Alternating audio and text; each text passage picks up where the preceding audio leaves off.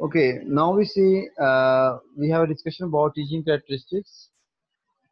So, very first characteristics about teaching is an interactive process. As earlier I have said that our teaching should be interactive.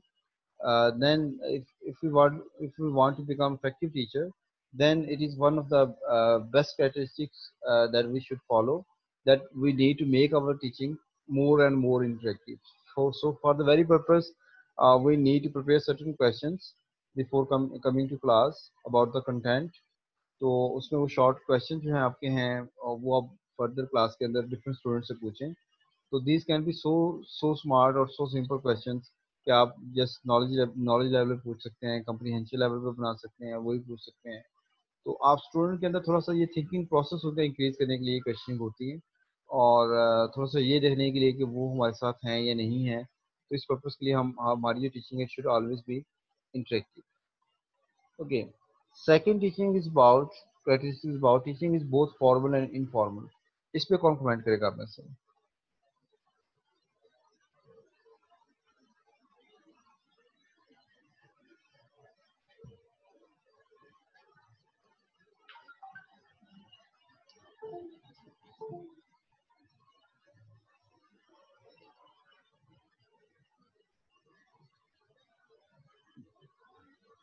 कर दूं? Teaching is an interactive process. No, no, interact teaching करते हैं हम एक दूसरे. नहीं नहीं हम बात कर रहे हैं teaching is both formal and informal. Formal sir formal होता है कि जो मतलब कि ऑफिशियल जो हम काम करते हैं या जैसे हम अपने बॉसेस से बात करते हैं. इनफॉर्मल होता है जैसे हमारे फ्रेंड्स होते हैं. तो ये फॉर्मल इनफॉर्मल दोनों है. आपने अपना भी एटीट्यूड रखना है और इनफॉर्मल होकर दोस्त स्टूडेंट से फ्रेंडशिप करके भी, मतलब कि जैसे कहते हैं कि स्टूडेंट से आपने स्टूडेंट का दोस्त बन के भी आपको पढ़ाना है और अपना भी एटीट्यूड अपना भी रखनी है. सिर्फ फॉर्मल में ये जो हम इंस्टीट्यूट में पढ़ते हैं ना, यूनिवर्सिटी स्कूल्स वगैरह, और इनफॉर्मल जो हम अपने दोस्तों से कुछ सीख रहे होते हैं, घर में से कुछ सीख रहे होते हैं. तो सही है. यहाँ बात हो रही है कि आपकी जो टीचिंग है it should B formal and informal both. कि आप एज अ टीचर क्लासरूम में अंदर फॉर्मली भी पेश आए बच्चों के साथ और इनफॉर्मली भी बात करें. जैसे मैंने आपको भी क्लासरूम के अंदर एग्जाम्पल के तौर पर मैंने इनफॉर्मली आपको बता दिया कि आपको कोर्स कवर हो गया है. ठीक है, तो ये इनफॉर्मली मैंने आपको बता दिया. लेकिन फॉर्मली ये है कि मैंने आपको कहा कि कुछ टॉपिक्स ऐसे हैं जिसपे वो हम डिस्कस कर चुके हैं लेकिन डिटेल डिस्कशन नहीं की हमने, तो वो हमने प्रेजेंटेशन में कवर किए. तो लिहाजा नेक्स्ट अपकमिंग जो हमारी 5-6 क्लासेज हैं उसमें हम डिटेल में उनको कवर करने की कोशिश करेंगे. ठीक है, तो फॉर्मल मैंने ये आपको मैसेज दिया. इसके अलावा क्लास के अंदर रहते हुए आप बच्चों को लतीफ़े भी सुना सकते हैं, जोक्स भी बता सकते हैं. बच्चों के सामने कोई छोटी मोटी एक्टिंग भी कर सकते हैं. और समटाइम बच्चों से यानी डिफरेंट क्लासरूम के अंदर जैसे हम सिंगिंग करवा सकते हैं बच्चों से. तो इनफॉर्मल वे में हम बच्चों को हैप्पी करने के लिए उन्हें आप थोड़ा क्लियर टाइम भी दे सकते हैं. ठीक है, तो आपने दोनों कंपोनेंट्स को सामने रखना है कि teaching is formal and informal both. तो आप डेफिनेटली फॉर्मल का कंपोनेंट बड़ा है और इनफॉर्मल का स्मॉल है. तो हम हर वक्त बहुत ज़्यादा सीरियस रहें, हर वक्त बहुत ज़्यादा बच्चों से सीरियस बातें करें, जोकिंग ना करें, उनको हालचाल ना पूछें, उनसे मजाक ना करें, तो ये अच्छी बात नहीं है. तो आपकी टीचिंग के अंदर फॉर्मल एलिमेंट होना चाहिए कि आपने कंटेंट डिलीवर करना है, आपने अपने कंटेंट्स को कवर करना है, अपनी बुक के जो भी सिलेबस है उसको कवर करना है, और आपने उनको रिवीजन करवानी है, आपने टेस्टिंग करनी है. ये सारे फॉर्मल चीज़ें हैं. लेकिन इनफॉर्मल ये है कि आप अपनी लेक्चरिंग के दौरान कुछ जो जो बातें हैं कुछ इनफॉर्मली भी बताएं, कुछ मैसेजेस हैं. जैसे आपको मैंने कहा जैसे हम मॉरल टीचिंग की बात कर रहे हैं, तो मॉरली कुछ स्टोरीज हैं तो वो आप बता सकते हैं, इनफॉर्मली बता सकते हैं. That is not a part of your science teaching for example. तो आप जो हैं वो आप इसके आप बहुत सारे खुलफा राशिदीन के वाक़या जानते हैं, उनमें से कोई वाक़या बता सकते हैं, नबी वसल्लम की सीरत में से कोई बात कर सकते हैं, या कायदे-आज़म के बारे में कोई बात है वो बता सकते हैं, नामा इक़बाल के बारे में बात बता सकते हैं. तो कोई इनफॉर्मल डिस्कशन कर सकते हैं, सीज़नल चेंजेस आती हैं उस पे बात कर सकते हैं, एनवायरमेंटल चेंजेस आते हैं उस पे इनफॉर्मली बात कर सकते हैं, फैमिली मैटर्स हैं छोटे-छोटे उस पे बात कर सकते हैं. ठीक है, तो आप दोनों तरह से क्लासरूम के अंदर बिहेव करते हैं, फॉर्मली भी बिहेव करते हैं और इनफॉर्मली भी बिहेव करते हैं. सम टाइम बच्चों को एक टारगेट दिया होता है और उसमें बच्चे नहीं पूरा कर पाते, होमवर्क नहीं कर पाते, तो आप इनफॉर्मली थोड़ा सा होके उन्हें थोड़ा सा टाइम दे देते हैं, बस समझा देते हैं, थोड़ा सा वैसी बातें कर लेते हैं. तो कहने का मकसद ये है कि आपकी जो टीचिंग है it is both formal and informal.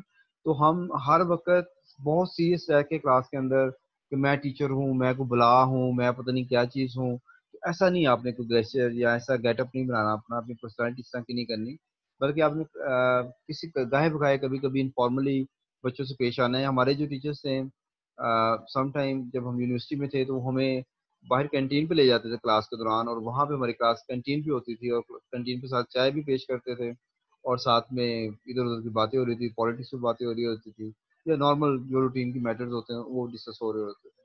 तो teaching is having both component, formal informal. मैंने फिर कहा है फॉर्मल कंपोनेंट बड़ा है, बहुत बड़ा है, लेकिन इनफॉर्मली भी चीज़ों को समटाइम हम देखते हैं, और उससे भी हम बच्चों की बेहतरी करने की कोशिश करते हैं। ठीक है, मसलन जो लास्ट सेशन गुजरे हैं उसमें दो क्लासेस ने, मेरी 13 दिसंबर को बर्थडे थी, तो उन्होंने वो बर्थडे सेलिब्रेट किया। वो फॉर्मल टीचिंग में तो बर्थडे सेलिब्रेट टीचर की नहीं होती, बल्कि मैं तो यहाँ तक कहता हूँ कि हर महीने में एक दिन मुख्तस कर लेना चाहिए, जिसमें उस महीने में जिन भी स्टूडेंट्स की बर्थडे है, तो क्लास से कुछ कलेक्शन लेके, कुछ खुद से कलेक्शन करके, तो हर महीने एक जो है वो छोटा सा इनफॉर्मल सेशन को 15-20 मिनट का, आधे घंटे का जो है ना वो होना चाहिए, जिसमें उन डेज में या उस कम से कम उस मंथ में जिन बच्चों की बर्थडे है उनकी बर्थडे सेलिब्रेट कर ली जाए। अगर टीचर बर्थडे है तो टीचर बर्थडे साथ सेलिब्रेट कर ली जाए। तो इस तरह से बच्चों की खुशियों में शामिल होना, उनके उनके लिए मुस्कुराहटें लेके आना, ठीक है, उनको अच्छे लम्हात ज़िंदगी के देना, ये भी बड़ा ज़रूरी है। और इसलिए इसके लिए इनफॉर्मल इनफॉर्मल होना भी समटाइम हमारे लिए बहुत ज़रूरी है, कि हम बच्चों से इनफॉर्मली भी पेश आए। तो बात समझ लगी आपको बेटा, जो बात मैं मैसेज आपको दे रहा हूँ? Yes sir. ठीक है, तो बहुत सीरियस होना मकसद नहीं है। Teaching doesn't mean to become very serious like a very old woman और ओल्ड मैन। तो आपने बेटा अपने आप को थोड़ा सा जॉली भी रखना है, बच्चों के साथ अपने एक ऐसे इंटीमेट रिलेशनशिप बनाने हैं जिसमें आप उनके लिए खुशी का बायस बने, और उनके अंदर हकीकी मुस्कुराहट हो उनके चेहरों के ऊपर, और वो वाकई उस डे को याद रखें कि मेरी ज़िंदगी में ये डे आया था, और मैंने ये स्कूल के अंदर रहते हुए ये चीज़ परफॉर्म की है। ठीक है, तो आप इनफॉर्मली भी बच्चों को गाइड करें, और उनको प्रिपेयर करें लाइफ के लिए। Okay, third criteria is about teaching is both art as well as science. इस पे तो मेरे ख्याल उमर ने बात की थी। जी उमर, याद है कोई आपने ये प्रेजेंटेशन दी थी कोई, teaching is art and science?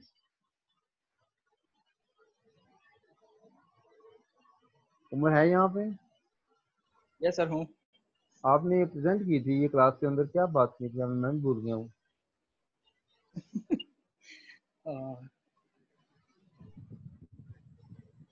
Sir मैंने मुख्तलिफ डेफिनेशंस जो मतलब जो साइंटिस्ट से फिलोसफर से उनके जो थी डेफिनेशन, जो उनके जो काम थे, उनके जरिए मैंने थोड़ा सा प्रूव करने की कोशिश की थी कि आर्ट है कि साइंस है, लेकिन सर मैंने प्रूव किया था कि ये साइंस है।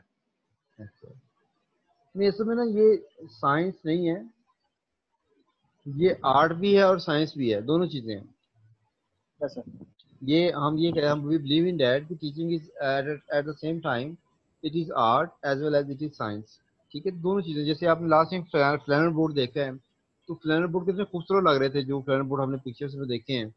तो वो स्टोरी टेलिंग के लिए या किसी भी लेक्चर की प्रिपरेशन के लिए बच्चों को अगर उस पर लेक्चर दिया जाता है, उस पर उसके जो भी गैजेट्स बनाए जाते हैं या जो भी उसकी प्रिपरेशन है वो की जाती है प्रॉपर तरीके में, डिजाइनिंग के साथ, कलर्स के साथ, तो वो कितना खूबसूरत लगता है, कितना आई कैचर है, कितना ब्यूटीफुल है। ऐसे जो आपका बुलेटिन बोर्ड बोर्ड है, नोटिस बोर्ड है, उस पर बहुत कुछ हम वेदा कर सकते हैं, तो वो कितना आई कैचर है, टेंशन ड्रिवन है। तो वो सारी चीजें आपकी डिपेंड करता है स्टैटिक सेंस पे, कि आप कितना, आपके अंदर स्ट्रॉन्ग स्टैटिक सेंस है। ऐसे जो बेटा डिजाइन करते हैं चार्ट्स को, आप डिजाइन करते हैं, आजकल तो खैर ये चल पड़े हैं, फ्लेक्सी चल पड़े हैं, तो उसमें उसकी डिजाइनिंग में भी आपका आर्ट का टास्क, आर्ट जो है वो काम कर रहा होता है। ऐसे जितना आपका व्हाइट बोर्ड के ऊपर काम है वो सारा आर्ट पे डिपेंड करता है। ये नहीं आपको कितनी अच्छी आपकी ड्राइंग है, आपकी राइटिंग कितनी अच्छी है, तो उस स्टैटिक सेंस उसमें फिर इन्वॉल्व हो जाता है, उसमें आपका आर्ट वर्क इन्वॉल्व हो जाता है। तो आर्ट का बेटा ताल्लुक है ज्यादा चीजों को, मतलब इसमें मतलब बहुत सारे एलिमेंट्स हैं टीचिंग के। जैसे मैंने कहा कि आप बच्चों को गाना सुन सकते हैं, तो वो जो सिंगिंग है वो भी आर्ट है बेसिकली। तो आप बच्चों से नाच सुन सकते हैं, वो भी एक आर्ट है, नाच पढ़ना। और आप बच्चों से कह सकते हैं कुरान की रिसाइटेशन करें, वो भी एक आर्ट है। हर कोई देखे ना, आर्ट का काम वो होता है जिसमें हुनर होता है, जिसके अंदर स्किल होती है। तो हर कोई बंदा अच्छी साइटेशन नहीं कर सकता, हर कोई अच्छी सिंगिंग नहीं कर सकता, हर कोई अच्छा नाच नहीं पढ़ सकता। तो आप बच्चों को यानी आर्ट का वर्क भी करवा रहे होते हैं, यानी उसमें तो उनकी स्टैटिक सेंस को भी इंक्रीज कर रहे होते हैं, खुद की स्टैटिक सेंस भी यूज़ कर रहे होते हैं चीज़ों को डिज़ाइनिंग में, क्लासरूम के अंदर जो भी आप चीज़ें डिस्प्ले कर रहे होते हैं, बना के लेके आते हैं, वो सारी चीज़ें आपके आपके पर्सनल आर्ट वर्क आपका होता है, आपकी अपनी पर्सनल चॉइसेस होती है। देन ये साइंस है, चूंकि सिस्टमेटिक प्रोसेस है, आपने अपने ऑब्जेक्टिव्स को अचीव करना होता है, गोल्स को अचीव करना होता है, आपने हर एक चीज़ को बड़ा कलेक्टिव वे में सोचा होता है। फिर आप देखें कि आपके जो साइकोलॉजिकल प्रिंसिपल्स हैं, साइकोलॉजिकल रूल्स हैं, उनको अप्लाई कर रहे होते हैं बच्चों के डे टू डे प्रॉब्लम्स को सॉल्व करने के लिए, उनको फिजिकल इश्यूज हैं उनको आइडेंटिफाई करने के लिए, साथ साथ में उनके जो लर्निंग इश्यूज हैं उनको उनको आइडेंटिफाई करने और सॉल्व करने के लिए। तो ये आप एक साइंस, जिसे हम सोशल साइंस कहते हैं, उसके थ्रू आप चीज़ों को आप स्टडी भी करते हैं, मुख्य रिसर्चेस को स्टडी करते हैं, उन स्टडीज़ को आप क्लासरूम के अंदर इम्प्लीमेंट करने की कोशिश करते हैं। आप एक्शन स्टडीज़ भी कर सकते हैं, एक्शन सर्च भी कर सकते हैं, क्लास के अंदर रहते हुए बच्चों के अंदर जो लर्निंग प्रॉब्लम्स आ रहे हैं, लर्निंग गैप्स आ रहे हैं, उनको फाइंड आउट करके उनके रीजंस और उनको सॉल्व करने के लिए रिकमेंडेशन दे सकते हैं, कोई रेमेडीज डिज़ाइन कर सकते हैं, एक्सपेरिमेंट्स कर सकते हैं। तो ये दोनों हैं, साइंस भी है और आर्ट्स भी है, it has both features in teaching.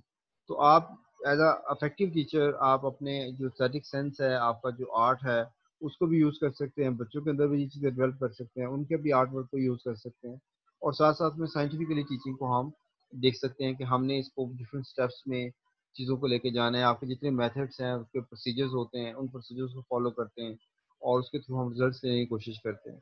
तो eight the same time it is an art and it is also science. ठीक है, ये मेरे ख्याल में समझ लगी है सबको? जी sir. Okay, thank you. Next, beta, we have a point. Fourth characteristic is about teaching is not one-sided. इसमें कौन कमेंट करेगा? सर मैं करूं? चलिए आप कर दें। Sir it's not one side, इसमें यह है कि दोनों तरफ से पार्टिसिपेशन होती है, टीचर की तरफ से भी, स्टूडेंट की तरफ से भी, तभी वो एक क्लासरूम का एनवायरनमेंट बनता है, एक इफेक्टिव क्लासरूम एनवायरनमेंट तभी डेवलप हो सकता है। और टीचिंग प्रोसेस भी इफेक्टिव तभी हो सकता है जब ये वन साइडेड ना रहे, सिर्फ टीचर ही ना लेक्चर डिलीवर करता रहे, या जो भी एक्टिविटी करानी है वो सिर्फ टीचर ही ना इंस्ट्रक्ट करे, स्टूडेंट की फुल पार्टिसिपेशन हो, जितने भी सेगमेंट्स इन्वॉल्व हैं टीचर के अंदर वो सारे पार्टिसिपेट करें।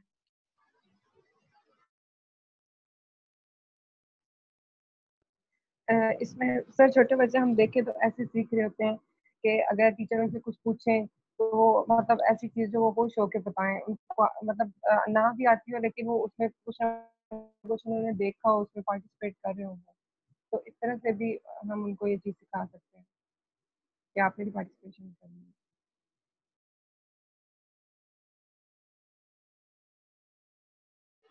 Thank you, Ramla. Earlier I've said that worldwide जो lecturing है वो बैन है, किसी भी स्कूल में कोई भी टीचर लेक्चरिंग नहीं कर सकता, और इसीलिए ये कहा जाता है कि जब आप स्कूल में जाते हैं तो आप सिर्फ उन्हीं को टीचर हायर कर सकते हैं या अपॉइंट कर सकते हैं जिनके पास कोई ना कोई टीचिंग डिप्लोमा है, ट्रेनिंग है, टीचर ट्रेनिंग है, और फिर वो क्लासरूम में आके टीच करे। इवन वो पर्सन एमफिल है, पीएचडी है, लेकिन स्कूल में टीच नहीं कर सकता। क्यों? क्योंकि उसके पास कोई प्रॉपर डिप्लोमा या प्रॉपर ट्रेनिंग सर्टिफिकेट या डिग्री नहीं है। तो वर्ल्ड वाइड ये चीज़ इंकरेज की जाती है कि जो भी प्रोफेशनल्स हैं टीचिंग के अंदर, जिससे भी टीचर बनना है उनकी प्रॉपर ट्रेनिंग होनी चाहिए। वो इसलिए कहा जाता है कि वो इन सारी बातों से, इन सारे प्रोसेस से गुजरें, ताकि जब वो टीचर क्लासरूम में जाए तो इन सब रूल्स को, उन सब बातों को ध्यान में रख के टीचिंग कर रहा होता है। ओके, तो teaching is not one sided. मैंने पहले भी कहा कि हम सिर्फ ये बिलीव नहीं करेंगे कि चूंकि मुझे आता है तो दूसरों को आ जाएगा, ऐसा नहीं होता, बल्कि हमने इसको टीचिंग को प्लान करना होता है in terms of activities, in terms of discussion, questions. तो हम बच्चों को इंगेज करें, अपनी टीचिंग को इंटरेक्टिव बनाएं और वन साइडेड होने से इसको बचाएं। It should be, we need to avoid one sided teaching, कि बस मैं बातें करता जा रहा हूँ आप लोग सुनते जा रहे हैं। That is not encourageable. ठीक है, that is not acceptable. Okay, next we have teaching is an independent activity. जी, चीज़ ऐसे ही है। Teaching is an independent activity. So not an independent activity. So not. Not. हाँ, इसको एक्सप्लेन करें कैसे ये नॉट है, मैं तो इंडिपेंडेंट समझ रहा था। मैं तो ये सोच रहा जो मैंने प्लान किया है वो मैं उसको इम्प्लीमेंट कर लूंगा क्लासरूम के अंदर, क्योंकि मैं इंडिपेंडेंट एक्टिविटी कर रहा हूँ, अपनी मर्जी से कर रहा हूँ। बट सर हमने इंडिविजुअल डिफरेंसेस और पूरे क्लास के एनवायरनमेंट को देखना होता है, हमने अपने स्टूडेंट्स के हिसाब से चीजों को प्लान करना होता है, तो ये एक दूसरे के ऊपर हम डिपेंड कर रहे होते हैं। टीचर जो भी इंस्ट्रक्शंस प्लान करेगा वो स्टूडेंट्स के अकॉर्डिंग करेगा, एंड देन स्टूडेंट्स भी अपने आप को जो भी टीचर इंस्ट्रक्ट करेगा, जो भी टीचर का वे ऑफ इंस्ट्रक्टिंग होगा उसके अकॉर्डिंग टीचर स्टूडेंट्स भी खुद को मोल्ड करेंगे। तो आई थिंक एक दूसरे के ऊपर ये दोनों डिपेंड कर रहे होते हैं।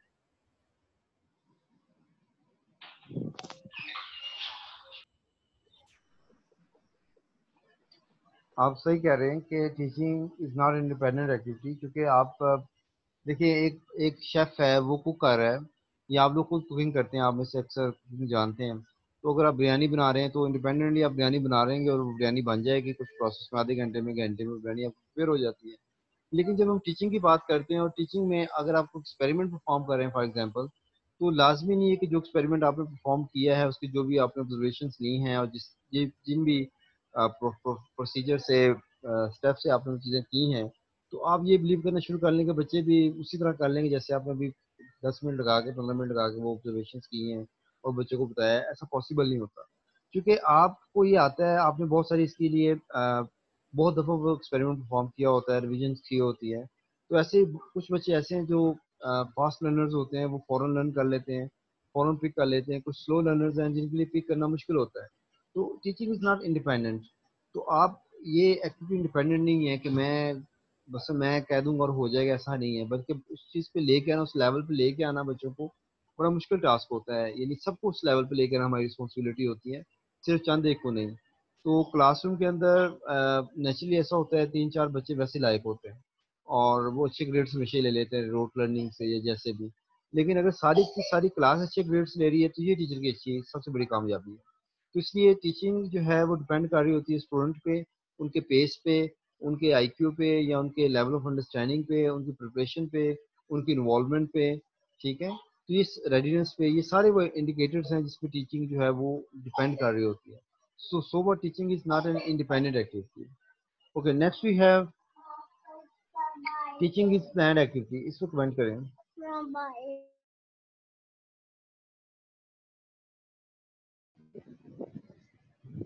तो इसमें सारी चीज़ें आ जाएगी, lesson planning, lecture planning, deliver कैसे करना है, क्या क्वेश्चन हो सकते हैं, क्या क्या आंसर देने हैं, कैसे प्रेजेंट करना है, क्लास कैसे होनी चाहिए, बोर्ड कैसे होना चाहिए,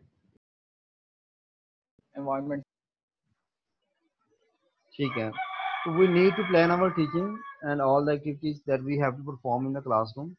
तो हम पहले से कंटेंट्स को रिव्यू करें और देखें इस कंटेंट्स के अंदर कंटेंट हमें क्या मैसेज दे रहा है और इसमें हमारे क्या लर्निंग आउटकम्स हो सकते हैं। तो उन आउटकम्स को डिसाइड करते हैं और फिर उसके बाद उसके अंदर क्या क्या एक्टिविटीज़ जो हैं वो बच्चों को परफॉर्म की जा सकती हैं, किस तरह की डिस्कशन हो सकती हैं, किस तरह की क्वेश्चनिंग हो सकती है, उसको हम लिस्ट कर लेते हैं एक पेपर पे।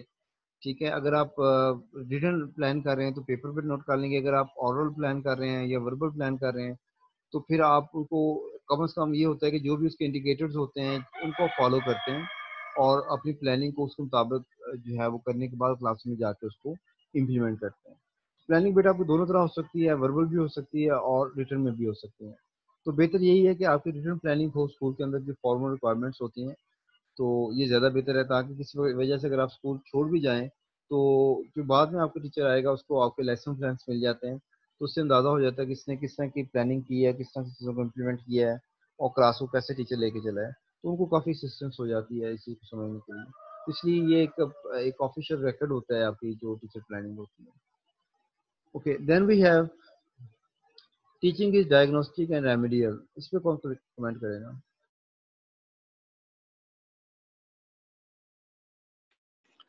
सर इसको इस तरह हम ले सकते हैं कि जैसे बच्चों को प्रॉब्लम सॉल्विंग, मतलब किसी भी क्लासरूम की एक्टिविटी में या स्टडी में प्रॉब्लम आ रही है तो टीचर उसको पहले डायग्नोज कर रहा होता है और फिर देखता है कि इस बच्चों को किस तरह पढ़ाना है, इसको किस तरह ट्रीट करना है। कुछ स्टूडेंट्स बच्चे जो होते हैं वो प्रेजेंटेशन के थ्रू अच्छे से लर्न कर रहे होते हैं, कुछ एक्टिविटीज में, कुछ हैं जो इंडिविजुअल मतलब स्टडी बेस्ट करते हैं और कुछ हैं जो ग्रुप स्टडी बेस्ट करते हैं। इसी तरह टीचर पहले उन्हें डायग्नोज करता है और फिर रेमेडी मतलब जैसे एक डॉक्टर होता है वैसे ही मतलब वो उसको फिर करता है कि इसे कैसे करना है, हमने डायग्नोज इसे कैसे लेके चलना है। सर इसमें ये चीज भी हो सकती है ना कि हम टीचिंग को लेते हैं कि अगर टीचर को डिफाइन करें तो वो कहते हैं कि वो एंटिटी है जो कि हमें फैसिलिटेट करती है लर्निंग में।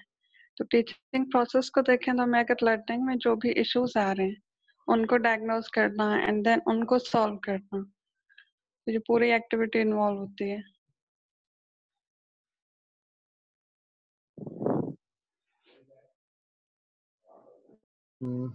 Thank you students. आप सही कह रहे हैं कि हमने टीचिंग के दौरान लर्निंग प्रॉब्लम्स को डायग्नोस करना है स्टूडेंट्स को, और फिर रेमेडीज हमने बनानी है जिससे उन प्रॉब्लम्स को सॉल्व किया जा सके। फॉर एग्जांपल एक स्टूडेंट है, उसके प्रोनाउंसिएशन के इश्यूज हैं, तो आप उसको थोड़ा सा एक्स्ट्रा टाइम दे के कुछ वर्ड्स की उससे प्रैक्टिस करवा सकते हैं, उसे पास बिठा सकते हैं कि आप इन वर्ड्स को किस तरह प्रोनाउंसिएट करें। एक स्टूडेंट है, उसको जो अगर आप अलजेब्रा एक्सप्रेशंस को सॉल्व करवा रहे हैं उसमें उसके कुछ फार्मूला की अंडरस्टैंडिंग नहीं है कि ये फार्मूला कैसे वर्क करते हैं, तो आप उस फार्मूलाज पे उसको प्रैक्टिस करवा सकते हैं अलग से, या उसको अलग से टास्क उसके लिए सिर्फ उसी के लिए साइन कर सकते हैं कि आप पहले इन चीज़ों को दोबारा से रिपीट करो, रिवीजन करो, इन चीज़ों को सीख लोगे तो ये स्टेप आसान हो जाएंगे।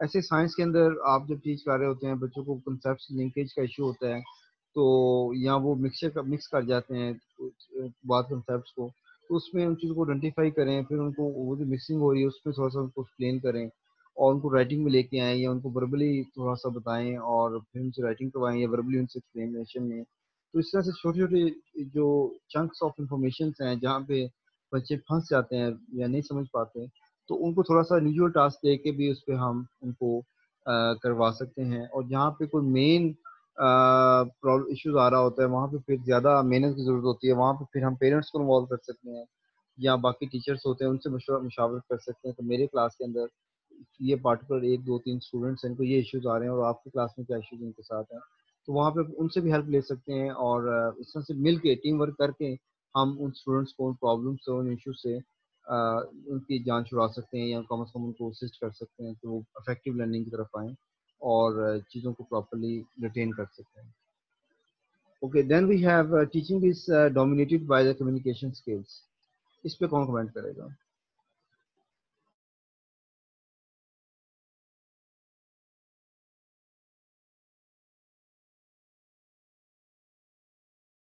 सर मैं कर दूं? करें, जिसमें भी करना है।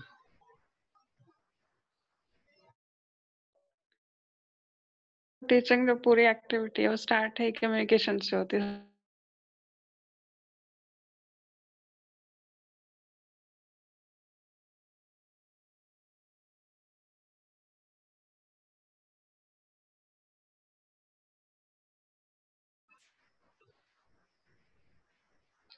कोई मतलब माइक इशू आ रहा है, कोई और इस पे कमेंट करें।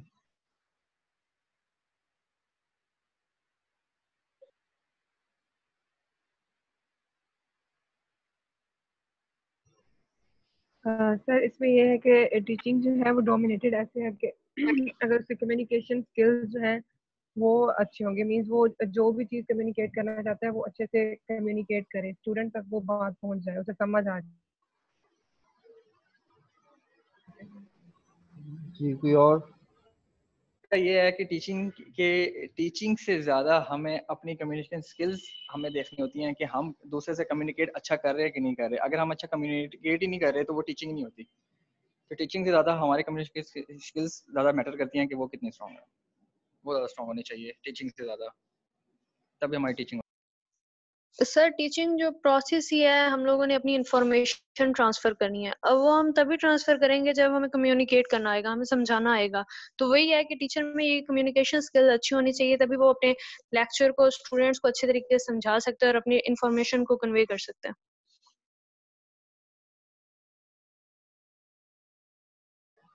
जी, सही कहा आपने। Without communication skills the teacher is nothing and the teaching is also zero.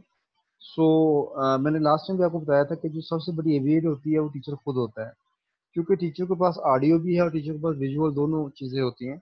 तो आप अपनी वर्बल और नॉन वर्बल कम्युनिकेशन से बहुत बड़ा इफेक्ट क्रिएट करते हैं क्लासरूम के अंदर। और फॉर द वेरी पर्पस आप अपनी आवाज़ को यूज़ करते हैं. Sometime you speak loudly, sometime you speak moderately, sometimes you speak slowly. तो उसमें आप जानबूझ के वो इम्पैक्ट क्रिएट कर रहे होते हैं. Sometimes silence itself is kind of impact, कि आप जो साइलेंस है वो भी आप उसको भी यूज़ करते हैं. अपने बॉडी जो मूवमेंट्स हैं, आपके जो फेशियल एक्सप्रेशंस हैं, जेस्चर्स हैं, इनको भी साथ इन्वॉल्व करते हैं for the purpose of teaching. तो इफेक्टिव कम्युनिकेशन जो है that is for most requirement of teaching. तो अगर कोई टीचर कम्युनिकेट प्रॉपर नहीं कर पाता तो डेफिनेटली उसकी जो टीचिंग है इज़ टोटली डिस्टर्ब. तो जो कम्युनिकेशन स्किल है इसको इसके ऊपर जितना ज़्यादा फोकस करेंगे एज अ टीचर, उतना ही ज़्यादा आप जो है वो अच्छे टीचर बन सकते हैं. इसलिए हम आपको देखें यहाँ पे आपके मैक्सिमम प्रेजेंटेशन देते हैं. मैक्सिमम चाहते हैं कि आप लोग चीज़ों को खुद से यानी एलेबरेट करें, एक्सप्लेन करें, ताकि आपको ज़्यादा मौका मिले और आपके अंदर जो कम्युनिकेशन है वो बेहतर हो, आपकी आपके अंदर जो कॉन्फिडेंस है वो बेहतर हो, और आप जो कंसेप्ट हैं उसको पार्टिकुलर वे में चीज़ों को एक्सप्लेन कर सकें, इंटरप्रेट कर सकें. Okay, then we have good teaching is democratic. Ji.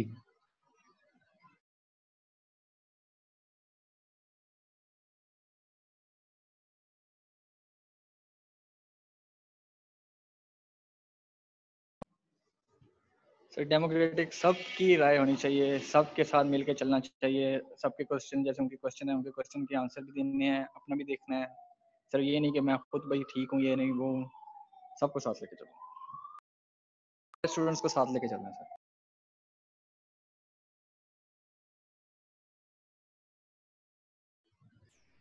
Ji class, good teaching is democratic.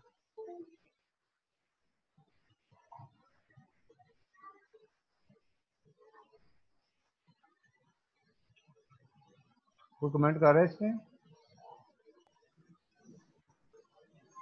मैं मेरी बात नहीं है सर. हाँ, चलिए दोबारा बता दो मेरा. अच्छा सर, डेमोक्रेसी ये होती ना कि विल ऑफ पब्लिक, मतलब कि यहाँ पे होगा विल ऑफ स्टूडेंट्स के स्टूडेंट की विल के साथ पढ़ाना है, सबको साथ लेके चलना है, ठीक है. अपना भी देखना है और स्टूडेंट. सर जैसे फॉर्मल फॉर्मल की बात हुई थी कि सबको साथ लेके चलना है डेमोक्रेसी में, डेमोक्रेटिक में ठीक है. सबके क्वेश्चन डेमोक्रेसी, सुनने हैं. डेमोक्रेसी का मतलब होता है इक्वल राइट्स, कि आप सबको बराबर हकूक देते हैं. क्लासरूम के अंदर डेमोक्रेटिक ये फेवरेटिज्म ना हो, आप ऑटोक्रेटिक ना बने. As a teacher autocratic autocracy नहीं होनी चाहिए. टीचर और स्टूडेंट के साथ भी बैलेंस रखें, सबके साथ एक जैसे सबको डील करें. डेफिनेटली क्लासरूम के अंदर रहते हुए कुछ स्टूडेंट्स ऐसे होते हैं जो किसी वजह से आपके नज़दीक हो जाते हैं, या आपसे ताल्लुक़ बना लेते हैं, या आपको अच्छे लगना शुरू हो जाते हैं. तो एनी हाउ लेकिन आप उसमें इंसाफ का तकाजा ये है कि सबके साथ एक जैसा सलूक होना चाहिए, और सबको बात कहने की या अपना पॉइंट पेश करने की आज़ादी होनी चाहिए. तो इसलिए ये चीज़ कम्युनिकेट करने की ज़रूरत है, क्योंकि हमें अपने डेमोक्रेटिक राइट्स का पता नहीं होता, ऐसे स्टूडेंट्स को नहीं पता होता कि डेमोक्रेटिक राइट्स उनके क्या है विद इन क्लासरूम.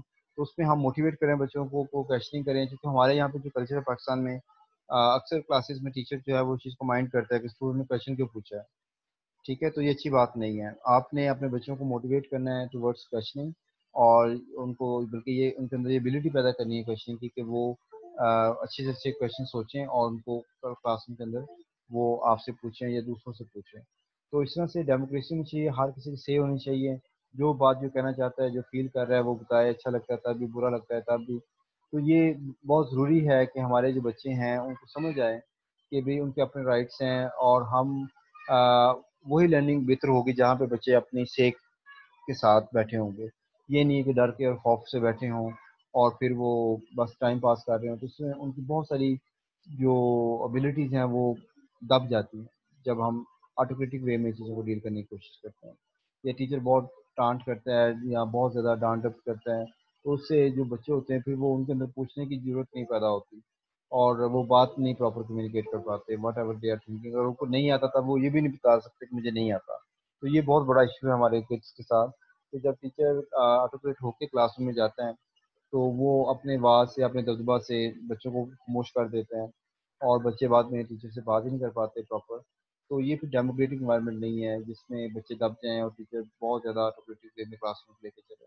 तो इस चीज़ से खुदारा आप लोगों ने जो है ना वो परहेज करना है.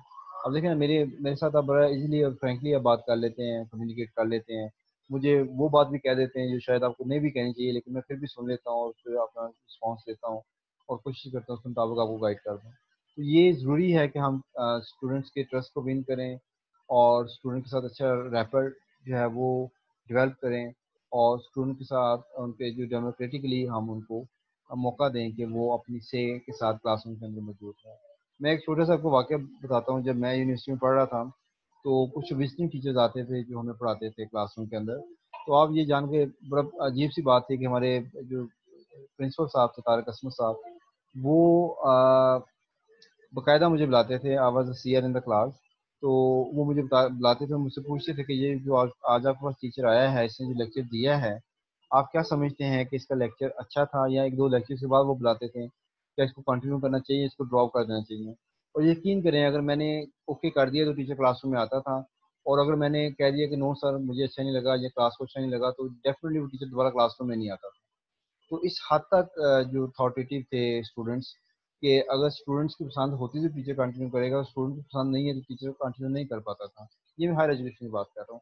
लेकिन बात यही है कि हम छोटे बच्चों के साथ भी देखें तो वो they have their own senses, तो उसको भी डेवलप करने की ज़रूरत है, उनके अंदर भी डेमोक्रेटिक वैल्यूज़ डेवलप करने की ज़रूरत है, और उन्हें डेमोक्रेटिक राइट्स देने की ज़रूरत है। ठीक है, इसको डिसिप्लिन इशूज में समझा जाए। Okay, then we have teaching causes motivation. जी, इस पे कौन कमेंट कर रहा है?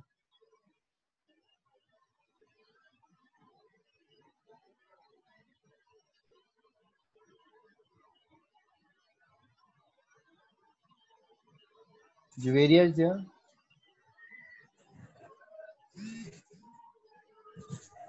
Juveria, yes sir. आप बेटा थोड़ा, आप भी, आपकी बात भी नहीं आ रही है हमें। सर इसमें ये है कि टीचिंग से स्टूडेंट्स में मोटिवेशन आती है।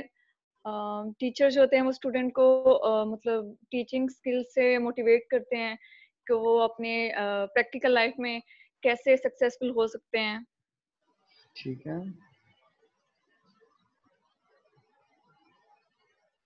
बेटा, एक तो आप इसमें एस्पेक्ट देख रहे हैं ना, ये प्रैक्टिकल लाइफ में कैसे हो सकते हैं, ये तो बहुत बड़ा एस्पेक्ट होता है। लेकिन जब क्लासरूम के अंदर हम होते हैं तो वहाँ पे प्रैक्टिकल लाइफ मैटर नहीं कर रही होती, वहाँ पे कंटेंट मैटर कर रहा होता है। तो we need to provide motivation towards content learning, कि हम बच्चों को यानी लर्निंग की तरफ मोटिवेट करें, कि वो जो भी साइंस है, मैथ है, उर्दू है, इस्लामियात है, इंग्लिश है, लैंग्वेज है, वट एवर, तो हम उसकी तरफ मोटिवेशन देने की जरूरत होती है। उसके लिए हम बच्चों को एडमायर करते हैं, इंस्पायर करते हैं और अप्रिशिएट करते हैं। उसके लिए समटाइम तालियां बजाते हैं। समटाइम ये भी हो सकता है कि आपकी पॉकेट में, आपके पर्स में कोई टॉफ़ीज़ हो, आप वो टॉफ़ीज़ भी पेश कर सकते हैं, या छोटा मोटा गिफ्ट है बच्चों को वो भी दे सकते हैं किसी वक्त। तो अब उसका पर्पज़ होता है मोटिवेशन देना, ताकि बच्चे जो है मोटिवेट हों कि जी मेरे लिए क्लैपिंग की गई है। अब छोटे जो बच्चे हैं मेरे फैमिली में, बस मेरे जो बच्चे हैं स्कूल से आते हैं, उनके फेसेस पे स्टार बने होते हैं, हाथों पे स्टार बने होते हैं। तो वो बड़े खुश होकर दिखा रहे थे, पापा ये देखें टीचर ने आज मेरे फेस पे स्टार बनाया है, और मैंने आज सबक सुनाया था तो मुझे जो 2 स्टार मिले हैं। मुझे बुक के ऊपर, जो नोटबुक्स होती है उसके ऊपर स्टार्स लगे होते हैं। तो उसका पर्पज बेटा होता है मोटिवेशन देना, ताकि बच्चे वो होमवर्क दोबारा से आसानी से करें, खुश होकर करें, मोटिवेट हों कि हमने ये करना है, हमें स्टार मिलेंगे, हमें चॉकलेट मिलेगी, हमें ये चीज़ मिलेगी। तो इसका पर्पज थोड़ा सा इस टर्म में हम देखेंगे इसको। ठीक है, then we have teaching is worthy of analysis and interpretation. Definitely आपकी जो टीचिंग है उसको आप एनालाइज कर सकते हैं, मुझसे एस्पेक्ट्स को आप देख सकते हैं, आपकी कम्युनिकेशन स्किल्स कैसी हैं टीचर की, आप देख सकते हैं कॉन्फिडेंस लेवल कैसा है, आप देख सकते हैं कंटेंट की जो डिलीवरी है वो कैसी है, मैथडोलॉजी कैसी है, और उसमें स्टूडेंट टीचर इंटरेक्शन एनालिसिस कर सकते हैं। इसके अलावा आप देख सकते हैं कि कितना टाइम टीचर ने बात की, कितना टाइम स्टूडेंट ने बात की है, और आप फर्दर देख सकते हैं कि असेसमेंट हुई है नहीं हुई है, होम टास्क मिला है नहीं मिला है। ठीक है, जैसे आपके ये टीचिंग प्रैक्टिस में आप जाते हैं, हम लोग आपको एनालाइज कर रहे होते हैं, तो आपके जो फाइनल डेमोज होते हैं उसको एनालिसिस किया जाता है। तो इसको मुख्तलिफ एलिमेंट्स में, मुख्तलिफ इंडिकेटर्स के पॉइंट से देखा जा सकता है कि ये टीचर है, उसकी जो टीचिंग है वो वर्दी है या नहीं है उसको, यानी हम उसको एक्सेप्ट करेंगे नहीं करेंगे, और उसके जो भी इंडिकेटर्स हैं वो उसको फुलफिल हो रहा है नहीं हो रहा है। ठीक है, और इसको इंटरप्रेट करने की कोशिश करते हैं कि आपकी जो टीचिंग है यानी उससे जो ऑब्जेक्टिव्स हैं वो अचीव हो रहे हैं नहीं हो रहे हैं, स्टूडेंट सेटिस्फाइड हैं नहीं हैं, आप प्रॉपर मोटिवेट कर पा रहे हैं नहीं कर पा रहे हैं, प्रॉपर एक्सप्लेन कर पा रहे हैं नहीं कर पा रहे हैं। तो ये सारा कुछ पॉसिबल है विद हेल्प विद टीचिंग, कि टीचिंग को एनालाइज किया जा सकता है with a very purpose. Okay, teaching is professional in character.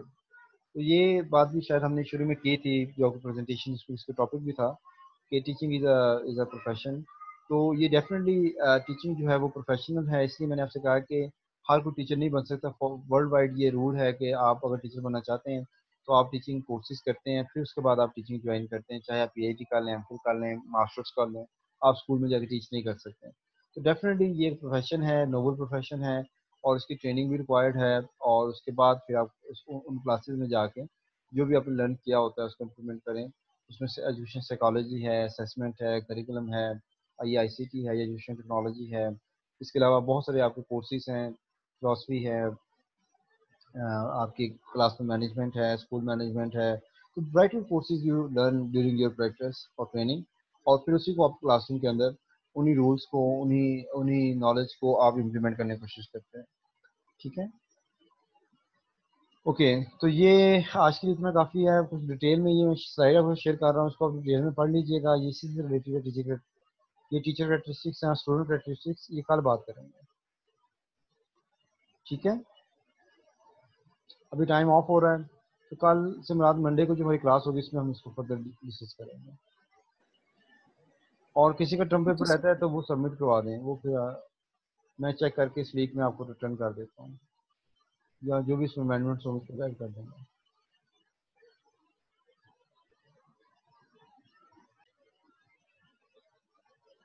अल्लाह हाफिज़।